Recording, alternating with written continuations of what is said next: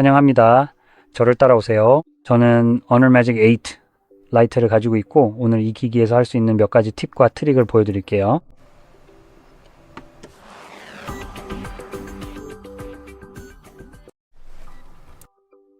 먼저 시작하려면 설정을 열고 아래로 조금 내려가서 홈 화면 및 스타일로 이동해 볼게요. 솔직히 말씀드리면 여기서 소개할 것들이 엄청나게 혁신적인 건 아니에요.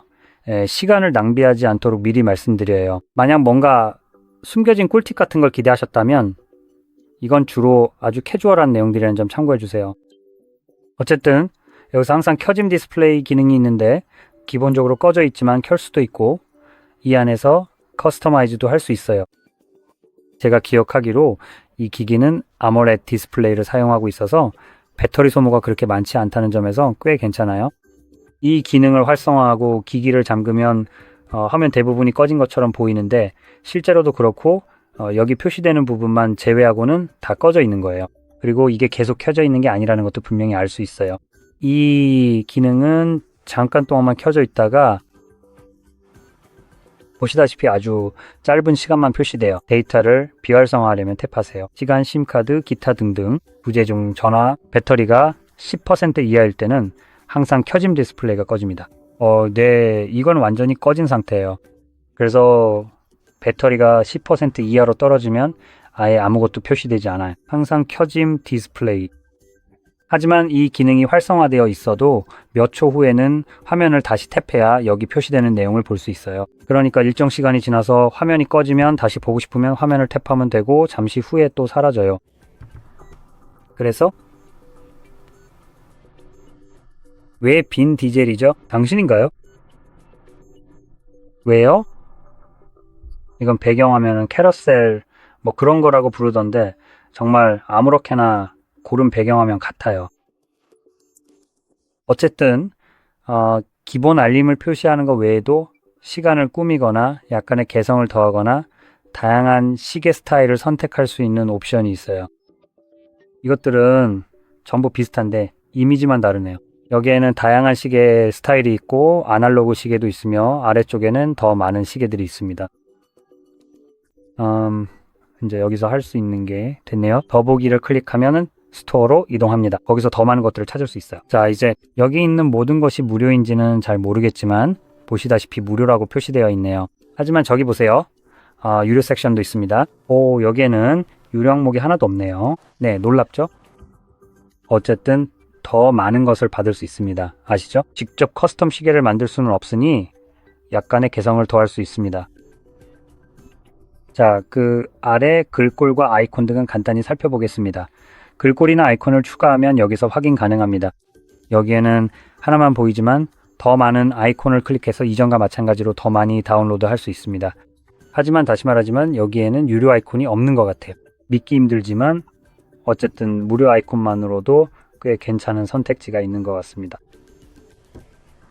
이 아이콘들 정말 괜찮아 보여요. 솔직히 말해서요. 무료 섹션에서도 충분히 좋은 선택지가 있습니다. 여기서 다운로드 한 다음 원하는 걸 선택하면 됩니다. 글꼴도 마찬가지예요.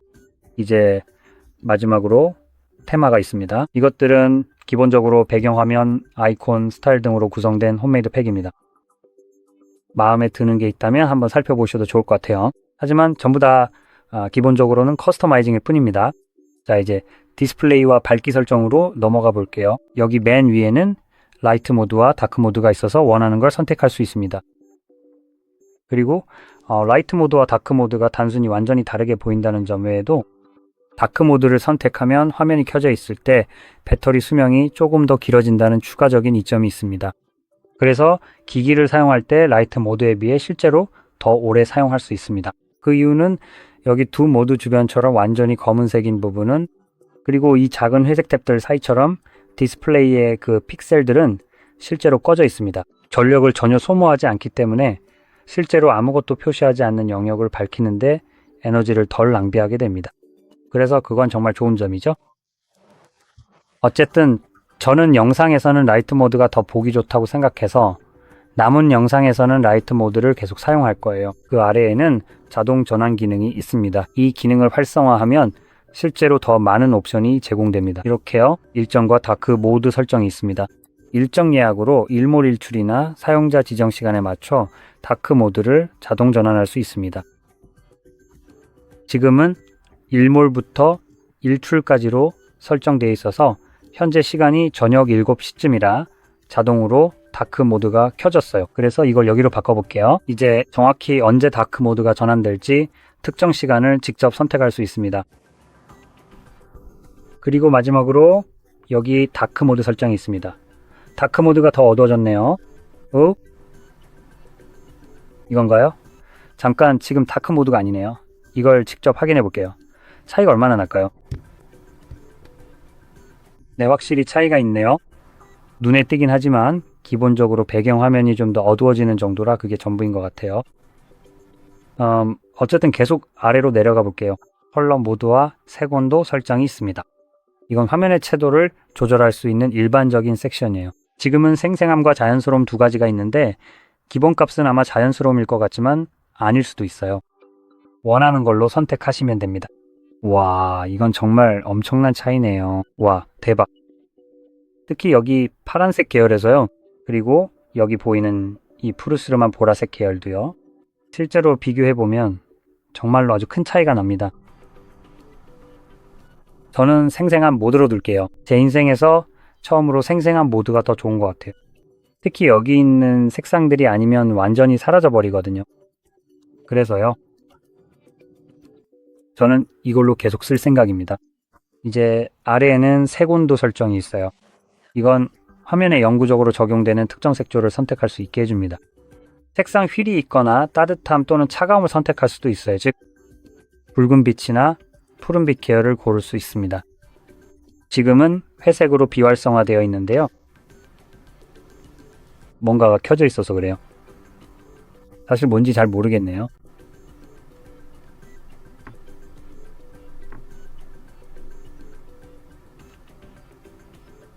바로 여기 써 있네요. 조금만 읽어봤으면 도움이 됐을 텐데 말이죠. 여기 보니까 컴포트 디스플레이가 켜져 있다고 하네요. 그게 뭔지는 잘 모르겠지만 여기서는 실제로 보이지 않아요. 네, 근데 당연히 그걸 끄면 자동으로 조정이 될 거예요. 자, 이제 보통 이 설정이 맞다면 이건 디스플레이의 색조를 자동으로 바꿔주는 기능이에요. 그리고 이 기능이 켜져 있으면 자동으로 작동하기 때문에 사용자가 직접 조정할 수 없게 되는 것도 당연하죠. 보통은 디스플레이 섹션에서 이게 보이는데 여기서는 안 보이네요. 이제 좀 더 아래로 내려가면 비디오 향상 기능이 있습니다. 이건 그냥 AI라고 부르기 싫은데 실제로 AI를 쓰는 것 같진 않거든요. 하지만 기본적으로 이미지를 업스케일링해서 좀 더 선명하게 보이도록 해주는 기능이에요. 이게 첫 번째입니다. 이제 이 기능들 중 어떤 걸 켜고 설명하기 전에 여기서 몇 가지를 활성화할 수 있다는 점을 먼저 말씀드리고 싶어요. 이 기능들을 사용하면 배터리 소모가 늘어날 수 있습니다. 그리고 이 기능을 켜고 여기서 지원하는 애플리케이션을 열 때 실제로 사용하게 됩니다. 예를 들어 유튜브가 이 기능을 지원합니다. 그래서 만약 720p 영상을 보고 있다면 자동으로 업스케일링을 시도할 거예요. 이렇게 하면 배터리 소모가 더 많아집니다. 이 점을 염두에 두세요. 그리고 여기서 또 다른 기능은 비비드 디스플레이입니다. 이 기능은 이미지를 더 밝게 보여서 HDR 이미지를 흉내 내려고 하는 거예요. 하지만 실제로는 색감이 더 진해지면서 색상을 활용하는 것처럼 보입니다. 실제로 이걸 한번 읽어볼게요. A2H의 영상 선명도와 색상을 사용해 더 생생하고 활기찬 시청 경험을 제공합니다. 여기에는 HDR에 대한 언급이 전혀 없네요. 보통 이런 기능들은 밝기도 어느 정도 높여서 HDR이 아닌 콘텐츠도 HDR처럼 보이게 하려는 의도가 있죠. 여기서는 그냥 채도만 올리는 것처럼 보입니다. 그래서 이 기능은 원하는 바에 따라 호불호가 갈릴 수 있지만 분명히 어느 정도 영향은 있을 거예요. 그리고 이전과 마찬가지로 이 기능을 사용하고 싶어도 특정 애플리케이션에서만 지원됩니다. 그 외의 애플리케이션에서는 이 기능이 아무런 효과가 없고 대부분의 경우 해당 애플리케이션에서 콘텐츠를 보지 않을 때는 설정이 변경되어도 적용되지 않습니다. 폰이 이 기능을 사용하지 않으니 어차피 에너지가 낭비되는 일도 없습니다. 계속해서 다음으로 넘어가 볼게요. 알림이 상태 표시줄로 들어가서 이제 상태 표시줄을 살펴보겠습니다. 이제 여기에서는 상태 표시줄을 약간 아주 많이는 아니지만 제어할 수 있습니다. 예를 들어 쓸모없는 토글을 없앨 수 있습니다. 대부분의 항목은 당연히 끌 수 있어서 NFC나 블루투스 같은 것들은 사라지게 됩니다. 와이파이 신호와 배터리는 그대로 남아 있습니다. 여기서도 이 작업을 할 수 있지만 토글은 남아 있으니 이 설정을 통해 토글을 없앨 수 있습니다. 그리고 한 가지 더 배터리입니다. 배터리 잔량을 표시하거나 아예 표시하지 않는 등 여러 가지 방법이 있으니 원하는 대로 설정할 수 있습니다. 여기서 편집할 수 있습니다. 저는 순수 모드를 좋아하는데 훨씬 깔끔해 보여서 이걸로 계속 사용할 생각입니다. 신기하게도 이걸 켜면 한 가지를 확인해 보고 싶네요.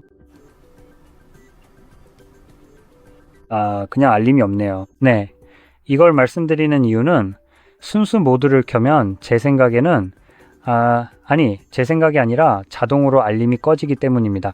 이걸 다시 켜면 알림을 다시 표시할 수 있습니다. 이게 켜져 있을 때 알림이 보일지는 잘 모르겠네요. 아마 보여야 할 것 같긴 한데요. 테스트해 볼 알림이 없어서 직접 확인은 못했지만 만약 알림을 받고 싶으시다면 저도 그렇고 꼭 한번 확인해 보시길 추천드립니다. 그리고 이걸 켜보세요. 아마도요. 어쨌든 계속 진행해 보죠. 아마 시스템 및 업데이트로 가야 할 것 같아요. 네, 맞네요. 여기서 시스템 내비게이션이 있습니다.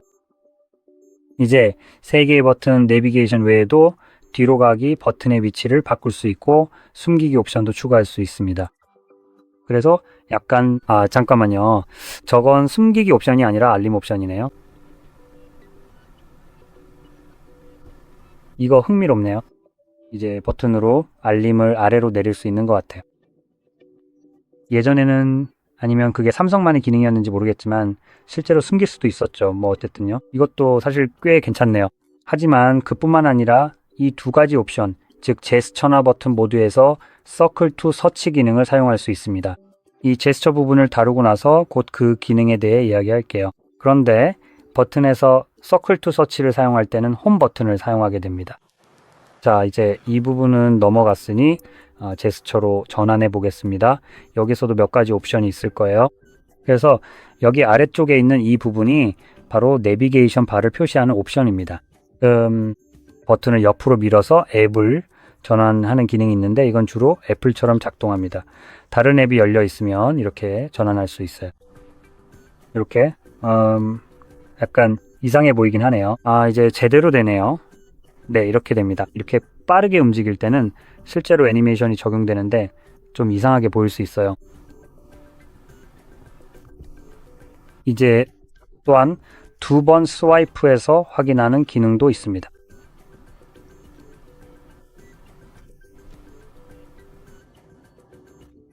그게 뭔지 알겠어요? 특정 애플리케이션은 기본적으로 전체 화면 모드로 전환됩니다. 주로 게임에서 그런 일이 발생하죠. 게임을 종료하려고 할 때는 2번 스와이프해야 합니다. 첫 번째 스와이프는 발을 불러오고 두 번째 스와이프가 실제로 종료를 하게 됩니다. 이런 2번 스와이프 방식이 싫다면 이 옵션을 꺼둘 수 있습니다. 다음은 구글 어시스턴트입니다. 저는 이 기능을 끄는 걸 선호해요. 왜냐하면 가끔 모서리에서 스와이프 하다가 실수로 활성화될 수 있거든요. 제 생각이 맞다면 전원 버튼을 길게 눌러서도 어시스턴트를 열 수 있습니다. 네, 맞네요. 그래서 이 기능이 좀 중복되는 느낌이죠. 이미 어시스턴트를 실행할 수 있는 방법이 너무 많으니까 무슨 말인지 아시겠죠? 끄실 수 있는 건 최대한 다 끌 거예요. 왜냐면은 끌 수 없는 것도 있으니까요. 그래서 끌 수 없는 건 그냥 신경 안 쓰기로 하고 끌 수 있는 건 끄는 거죠. 다른 동작으로 대체할 수도 있고 그중 하나가 바로 이 기능입니다. 저는 이미 전원 버튼에 할당해 놨고 실제로 주로 그렇게 사용해요. 전원 버튼을 길게 누르면 어시스턴트가 실행됩니다. 그래서 저는 이 기능을 없애는 걸 좋아해요. 가끔 실수로 활성화될 때가 있거든요. 예를 들어 그냥 위로 스와이프 하려다가 실수로 켜질 수 있죠. 그리고 서클 투 서치 기능도 있습니다. 그런데 궁금해서 말인데 역시 예상했던 대로네요. 가이드바 없이는 서클 투 서치를 사용할 수 없습니다. 이건 전반적으로 좀 어이없는 일인데 버튼이 있으면은 그건 사실상 제스처 내비게이션이 아니잖아요. 여전히 클릭하는 대신에 위로 끌어올리는 버튼이 남아있는 거죠. 이 버튼이 없어지면 저는 이게 훨씬 더 제스처에 가깝다고 생각해요. 기기에서 특정 제스처를 하면 기기가 그걸 자동으로 인식하는 거니까요. 그리고 이게 정말 바보 같다고 생각하는 이유는 솔직히 말해서 저는 제 기기가 깔끔하게 보였으면 좋겠어요. 이걸 끄면 훨씬 더 보기 좋지 않나요? 그런데 이걸 끄면 이 쓰레기 같은 기능이 작동하지 않아요. 왜냐하면 신이시여 그게 작동하면 안 되니까요. 왜냐하면 분명히 나는 너무 멍청해서 위로 스와이프해서 홈으로 가는 방법도 모르고 바가 어디 있는지도 모를 거라 생각하는 거죠. 정말 말도 안 되는 바보 같은 짓인 것 같아요. 자, 분명히 말씀드리자면 그런 기기가 몇 개 있긴 해요. 솔직히 말해서 지금까지 딱 한 번밖에 본 적이 없고 그게 뭔지도 어떤 브랜드였는지도 기억이 안 나지만 그 사람들이 유일하게 똑똑했던 것 같아요. 그 문제를 해결한 사람들은 아마도 우리 사용자들이 방 온도보다 높은 IQ를 가졌다고 생각한 거겠죠? 그래서 그들은 알아챘을 거예요. 길게 누르면 된다는 걸요. 바가 있던 자리, 즉 제가 위로 스와이프해야 하는 그 부분을 길게 누르면 실제로 Circle to Search가 활성화된다는 걸요. 하지만 대부분의 제조사들은 우리가 완전 바보라고 생각해서 그 기능을 아예 없애버렸어요. 만세. 그래서 우리는 정말 쓸모도 없고 보기만 해도 짜증나는 이 기능을 써야만 해요. 오직 Circle to Search를 쓰기 위해서 말이죠. 이 기능은 사실 굉장히 유용하거든요. 이름과는 달리 실제로 원을 그려서 검색하는 게 아니에요. 실제로는 발을 길게 눌러서 검색하는 거죠. 그래서 제가 길게 눌러볼게요. 그러면 보실 수 있습니다. 이렇게 Circle to Search 기능이 활성화돼요. 여기서 우리는 일반적으로 선택할 수 없는 텍스트를 탭할 수도 있어요. 자동으로 검색이 진행됩니다. 우리는 그걸 선택할 수 있어요. 여기서 복사도 할 수 있습니다. 이 기능의 정말 좋은 활용 사례 중 하나는 제가 자주 쓰는 경우인데 누군가의 은행 계좌번호를 복사하려고 할 때입니다. 보통은 그 사람들이 직접 번호를 입력해서 보내주려고 하겠지만 가장 좋은 방법은 카메라를 열어서 그 숫자 문자열을 가져오는 거예요. 예를 들어 제가 지금 이걸 보여드릴게요. 여기에 숫자가 그렇게 많지는 않지만 다른 게 없어서 이걸로 보여드릴게요. 이걸 보여드리기 위해서인데 여기에는 텍스트가 좀 있죠? 그럼 이제 이걸 닫고 카메라를 열어볼게요. 그리고 이제 Circle to Search를 길게 누를 수 있습니다. 이렇게 하면 텍스트를 선택할 수 있고 자동으로 검색이 진행되는 걸 볼 수 있습니다. 하지만 텍스트를 선택하면 복사도 할 수 있어요. 이건 송금하려는 은행 계좌번호라고 생각하시면 됩니다. 그냥 바로 복사할 수 있죠. 이렇게 지금처럼 카메라가 켜진 상태의 라이브 사진에서 저는 그냥 Circle 길게 눌러서 복사하고 붙여놓을 수 있었습니다. 추가 기능으로는 이걸 열었을 때 이렇게 좀 더 반듯하게 맞춰보는 게 있습니다. 이렇게 하면 많은 텍스트가 보이는데 영어는 아니에요. 숫자도 있지만 주로 그냥 여러 가지가 있습니다. 아시아 언어들인데 솔직히 무슨 언어인지 저도 전혀 모르겠어요. 그래서 우리가 할 수 있는 거는 그냥 카메라를 그쪽에 갖다 대는 거예요. 빛이 실제로 닿지 않게 하려고 하고 있어요. 그리고 이제 홈바를 길게 누를 거예요. 됐네요. 여기 있는 작은 바를 그냥 길게 누르면 됩니다. 그러면은 Circle to Search가 실행되면서 화면에 있는 게 멈춰요. 이제 여기 바로 클릭해서 바로 번역할 수 있습니다. 이제 자동으로 보이는데 더 가까이 가져가면 여기 있던 내용이 전부 영어로 바뀌는 걸 볼 수 있어요. 그래서 이제 모든 줄이 이미지에 있는 모든 줄이 영어로 번역되어서 원래부터 그랬던 것처럼 보여요. 약간 위치가 조금씩 어긋난 게 보이긴 해요. 색깔도 다르고 번역된 글자는 검은색 글씨로 보이네요. 카메라 초점을 맞추려고 하고 있어요. 자, 제발. 그래서 검은색으로 보이는 걸 알 수 있어요. 원래 텍스트는 사실 파란색이었는데 어디든지 다 알려주네요. 예를 들어 버튼에는 무게, 배터리 등과 같은 항목이 있어요. 그래서 이해하지 못하는 것들을 번역할 때 정말 유용하죠. 이건 사진을 찍을 때 바로 할 수도 있고 갤러리에서 사진을 보면서 할 수도 있어요. 아니면 그냥 지금 바로 할 수도 있고요. 어쩌면 이것도 충분히 해낼 수 있을 것 같기도 한데 한번 볼게요.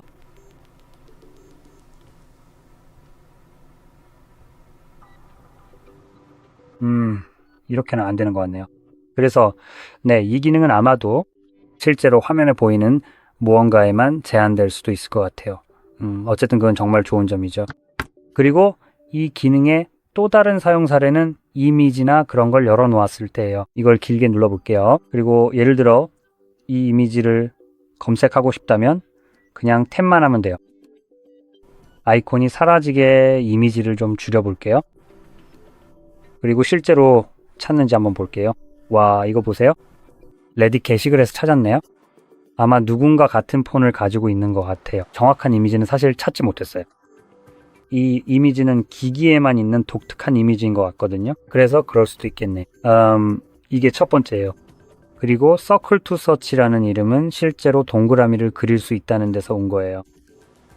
하지만 결국에는 네모 박스를 그리게 되니까 이 기능 이름은 정말 말도 안 되는 것 같아요. 어쨌든 정말 좋은 기능이긴 해요. 그래도 이 점은 인정하고 싶고 실제로 사용하려면 가이드바를 켜야 된다는 게 아쉬워요.